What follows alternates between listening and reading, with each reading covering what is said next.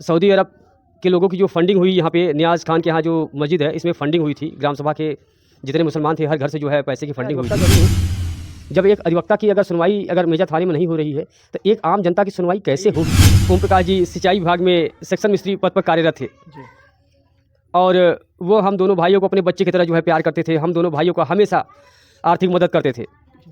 आज हम असहाय और लाचार हैं।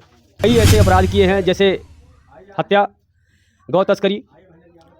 वह स्वयं उसने अपनी चचेरी बहन को जो है उसके ससुराल से उठा लाया और अवैध लकड़ी का जो है कटाई करके धंधा करता था।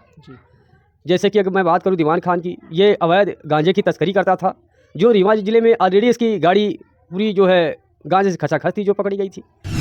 वह पीड़ित व्यक्तियों को परेशान करके पीड़ित व्यक्तियों से पैसा लेना चाहती है। मैं एक अधिवक्ता हूँ मेजा थाने में। हमने देखा है कि जो पीड़ित व्यक्ति जाता है उसको उससे ही परेशान करके पैसा लिया जाता है।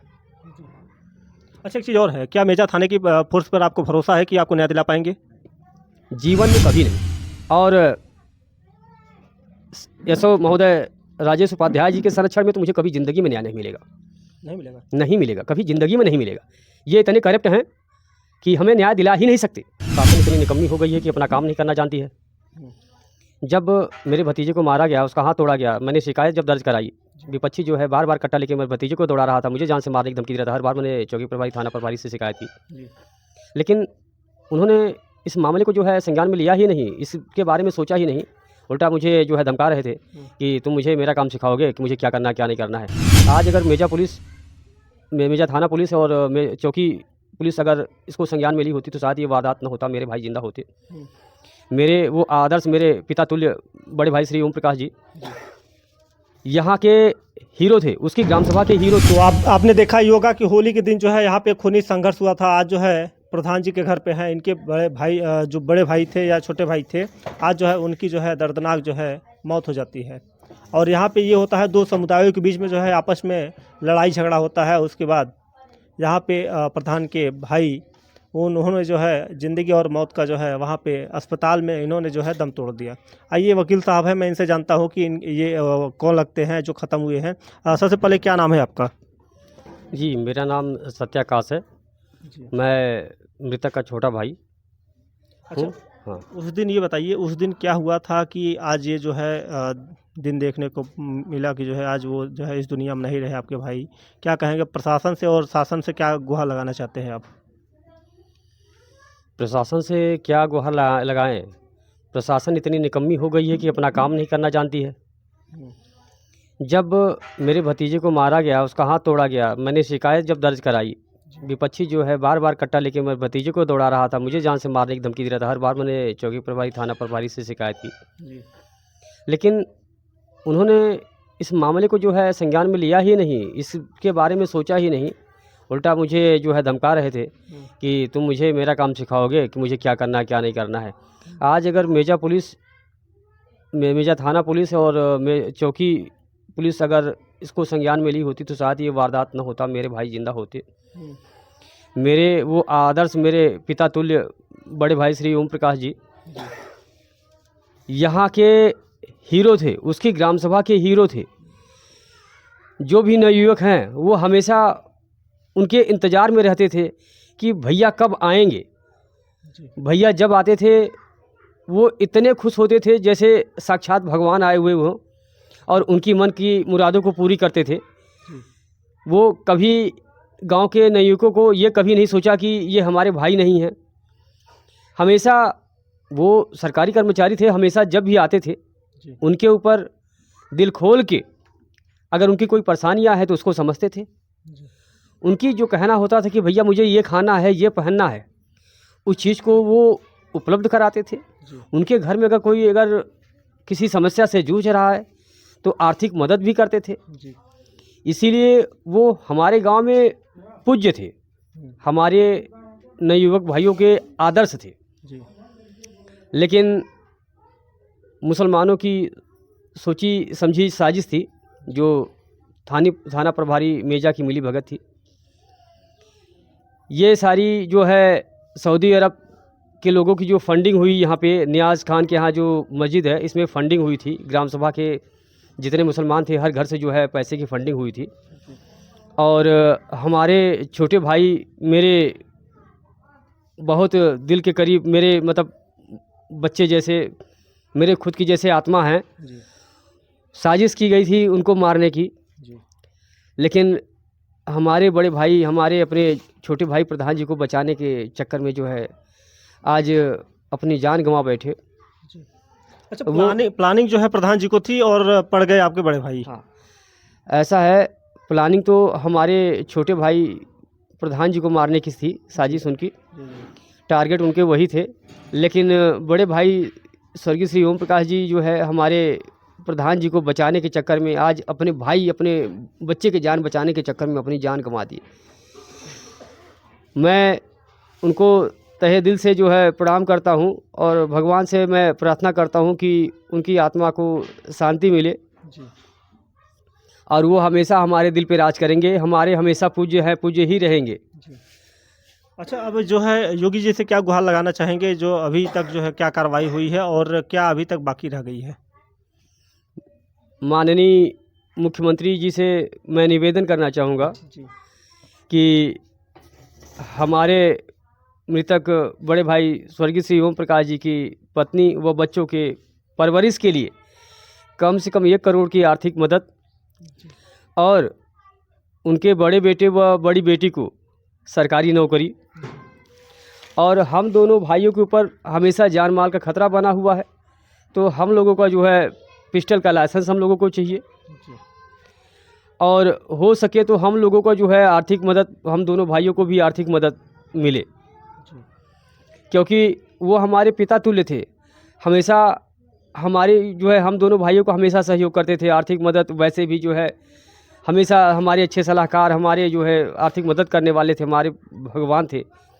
आज उनके न होने से इतना टूट चुके हैं कि अब खुद का शरीर और खुद का जो है ये प्राण जो है अब भारी लगने लगा है कि कैसे हम जिएंगे, जब हमारा आत्मा ही नहीं, हमारे भगवान ही नहीं, तो हम कैसे जिएं। अच्छा, भाई क्या करते थे? हमारे बड़े भाई ओम प्रकाश जी सिंचाई विभाग में सेक्शन मिस्त्री पद पर कार्यरत थे जी और वो हम दोनों भाइयों को अपने बच्चे की तरह जो है प्यार करते थे। हम दोनों भाइयों का हमेशा आर्थिक मदद करते थे। आज हम असहाय और लाचार हैं। अच्छा, एक चीज़ और पूछना चाहेंगे, अभी जो है उस दिन जब आपके भाई की जो है बॉडी यहाँ पे आई थी, तो अधिकारियों ने क्या आश्वासन दिया है आपको? मेजा एसीपी महोदय ने लिखित रूप से आश्वासन दिया है कि मैं आपको हमारे बड़े भाई की पत्नी व बच्चों को 1 करोड़ की आर्थिक मदद व बड़ी बेटी श्रद्धा व बड़े बेटे अमन को सरकारी नौकरी और हमें पिस्टल का लाइसेंस और हमारी संरक्षण हेतु जो है पुलिस प्रशासन की व्यवस्था दी जाएगी। तो क्या आपको लगता है कि जो है जो आश्वासन दिया गया है, क्या ये पूरा होगा या फिर ऐसे ही रह जाएगा? मैं एक ही बात कहना चाहूँगा, मैंने जो लिखित रूप से लिया है, जी एसीपी महोदय इस बात को पूर्णतया होश व हवास में लिखे हैं। जी अगर ये हमारे साथ अगर कोई खेल खेल रहे हैं, अगर उसको पूर्ण नहीं कर रहे हैं तो इनको इस्तीफ़ा देना पड़ेगा। अगर ये इस्तीफ़ा नहीं देंगे, हमारी शर्तें, हमारी बातें नहीं मानी जाएंगी, मैं वादा करता हूँ मैं पूरे परिवार सहित आत्मदाह कर लूँगा, क्योंकि मुझे हर तरह से अपंग बना दिया गया है। हमारे पूज्य बड़े भाई, हमारे भगवान श्री ओम प्रकाश जी, उनका देहांत एक ऐसी घटना को झकझोर देने वाली, जो आत्मा को झकझोर देने वाली है, जो इन आतंकवादी सोच रखने वाले मुस्लिम समाज के व्यक्ति, ये हमेशा हम तीनों भाइयों पे हमेशा बुरी नज़र थी। हम तीनों भाइयों को हमेशा जान से मार देना चाहा। हम लोगों का एक ही उद्देश्य होता था, मेहनत करो, अपने भविष्य को उज्जवल करो, खुद आगे बढ़ो, समाज को भी आगे बढ़ाओ। जी जाति पात का कोई भेदभाव नहीं था। लेकिन इमरान एक ऐसा सातिर व्यक्ति था जो कई ऐसे अपराध किए हैं, जैसे हत्या, गौ तस्करी वह स्वयं उसने अपने चचेरी बहन को जो है उसके ससुराल से उठा लाया और अवैध लकड़ी का जो है कटाई करके धंधा करता था। जी। जैसे कि अगर मैं बात करूं दीवान खान की, ये अवैध गांजे की तस्करी करता था, जो रीवा ज़िले में ऑलरेडी इसकी गाड़ी पूरी जो है गांजे से खचाखच थी, जो पकड़ी गई थी। जी। ये गुप्त रूप में टोटली ये अवैध धंधे करते हैं। जैसे पिस्टल, अभी भी की मैं बात करूं, अगर इन लोगों के घर में छापा मारा जाए तो अवैध पिस्टल, क्योंकि जिस समय वारदात हुआ था इनके घर में अवैध राइफल और अवैध पिस्टल, अवैध असलहे मौजूद थे। क्या अभी तक इसका जांच पड़ताल नहीं हुआ कि ये लोग क्या करते हैं, उसका जो है पूरा ब्यौरा नहीं लिया गया? वारदात से पहले मेजा थाना पुलिस हमारे घर आई थी। जी। मैंने उनको इस बात से अवगत कराया कि इनके घर में अगर आप अभी भी जांच करें तो अवैध असलहा मिलेगा, लेकिन उन्होंने क्या कहा कि हमें पता है, जब पुलिस प्रशासन को पता है कि इन मुसलमानों के घर में अवैध असलहा है तो फिर इसकी जांच और इस बात की जो है अन्य पदाधिकारियों तक खबर क्यों नहीं गई और इन लोगों को गिरफ्तार क्यों नहीं किया गया। कहीं ना कहीं पुलिस इतनी लाचार हो गई है या इतनी निकम्मी हो गई है कि वो अपना कार्य करना ही नहीं चाहती।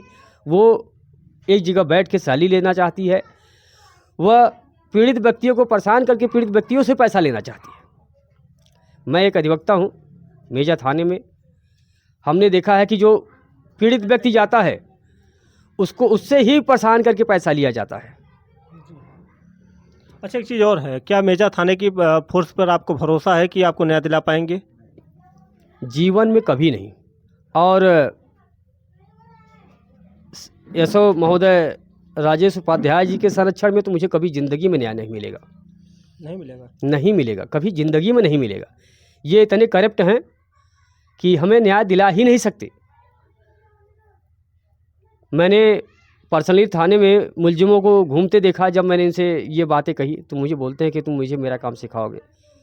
अगर मुलजिम थाने में घूम रहा है, मुलजिम के कंधे पे हाथ रख के अगर चाय पी रहे हैं, पूछ रहे हैं कि दीवान जी क्या हाल है, तो ये बताइए, जब मुलजिमों के साथ अगर ऐसा व्यवहार हो रहा है तो पीड़ित को क्या न्याय दिलाएंगे। अगर मुलजिम वहाँ थाने की अगर दलाली कर रहे हैं, हर महीने जो है थाने पे पैसा पहुँचा रहे हैं, तो ये बताइए मुझ गरीब व्यक्ति का कहाँ पे सुनवाई होगा। मैं अधिवक्ता ज़रूर हूँ।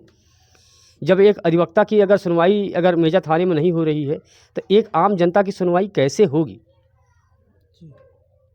देखिए, वकील साहब ने सही कहा कि आज जो है योगी जी पे इनको भरोसा है, क्योंकि गरीबों को मसीहा माने जाते हैं। आज जो है ये टूट के बिखर चुके हैं, क्योंकि इनके बड़े भाई जो है ओम प्रकाश जी जो थे वो सिंचाई विभाग में थे और आज जो है वो इस दुनिया में नहीं रहे। और भगवान जो है उनको आत्मा को शांति दे, जहाँ कहीं भी हो उनको जो है स्वर्ग नसीब हो। और आज जो है मैं पूर्ण आशा करता हूँ कि आप लोग कमेंट के जरिए अपनी राय ज़रूर दीजिएगा, क्योंकि आज जो है गरीब परिवार को न्याय कैसे मिलेगा और क्या योगी जी तक ये बात पहुँचेगी। आप लोग कमेंट के जरिए जो है अपनी राय ज़रूर दीजिएगा।